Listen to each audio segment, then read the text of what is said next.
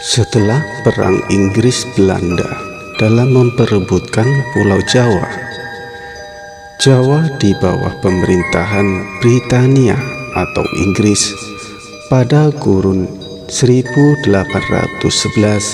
hingga 1816. Thomas Stamford Raffles ditunjuk sebagai Gubernur Jenderal, dan ia memiliki minat istimewa terhadap sejarah Jawa. Ia mengumpulkan artefak-artefak antik kesenian Jawa kuno dan membuat catatan mengenai sejarah dan kebudayaan Jawa yang dikumpulkannya dari perjumpaannya dengan rakyat setempat dalam perjalanannya keliling Jawa. Pada kunjungan inspeksinya di Semarang tahun 1814, ia dikabari mengenai adanya sebuah monumen besar jauh di dalam hutan dekat desa Bumi Segoro. Karena berhalangan dan tugasnya sebagai Gubernur Jenderal, ia tidak dapat pergi sendiri untuk mencari bangunan itu dan mengutus H.C. Cornelius, seorang insinyur Belanda, untuk menyelidiki keberadaan bangunan besar ini. Dalam 2 bulan, Cornelius beserta 200 bawahannya menebang pepohonan dan semak belukar yang tumbuh di Bukit Borobudur dan membersihkan lapisan tanah yang mengubur candi tersebut.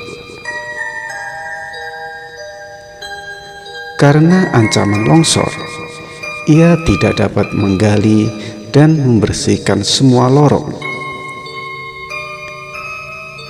Ia melaporkan penemuannya kepada Raffles, menyerahkan berbagai gambar sketsa Candi Borobudur. Meskipun penemuan ini hanya menyebutkan beberapa kalimat, Raffles dianggap berjasa atas penemuan kembali monumen ini, serta menarik perhatian dunia atas keberadaan monumen yang pernah hilang ini.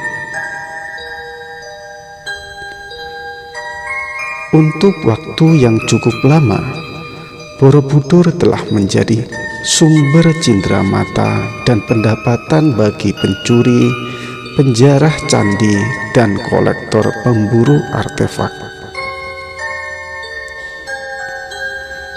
Kepala arca Buddha adalah bagian yang paling banyak dicuri.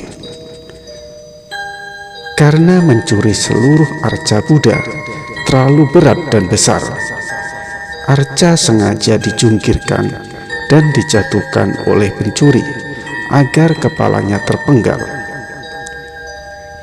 Karena itulah, kini di Borobudur banyak ditemukan arca Buddha tanpa kepala.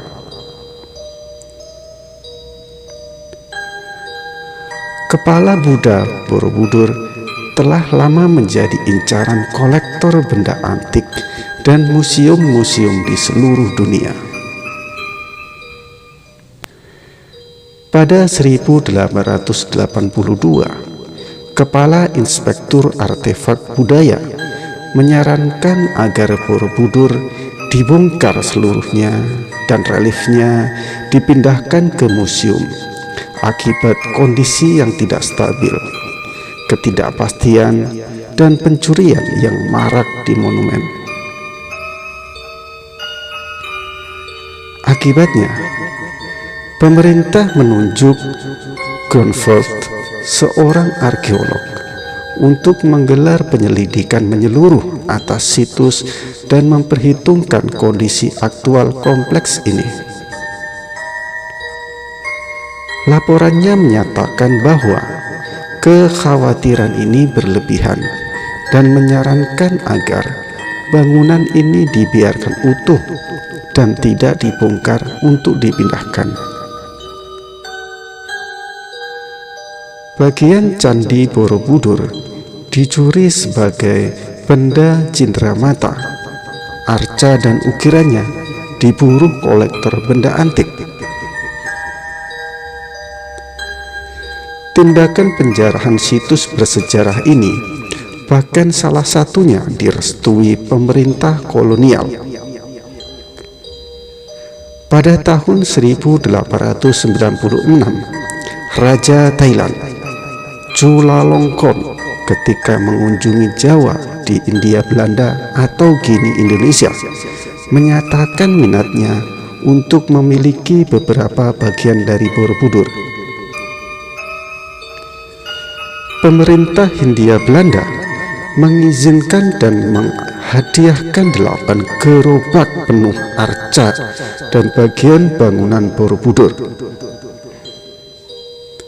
Artefak yang diboyong ke Thailand antara lain 5 arca Buddha bersama dengan 30 batu dengan relief, 2 patung singa, beberapa batu berbentuk kala, tangga dan gerbang, dan arca penjaga 2 rapala yang pernah berdiri di Bukit Dagi.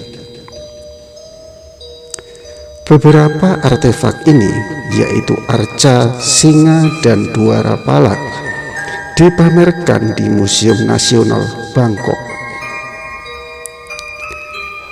Dilansir dari id.m.wikipedia.org.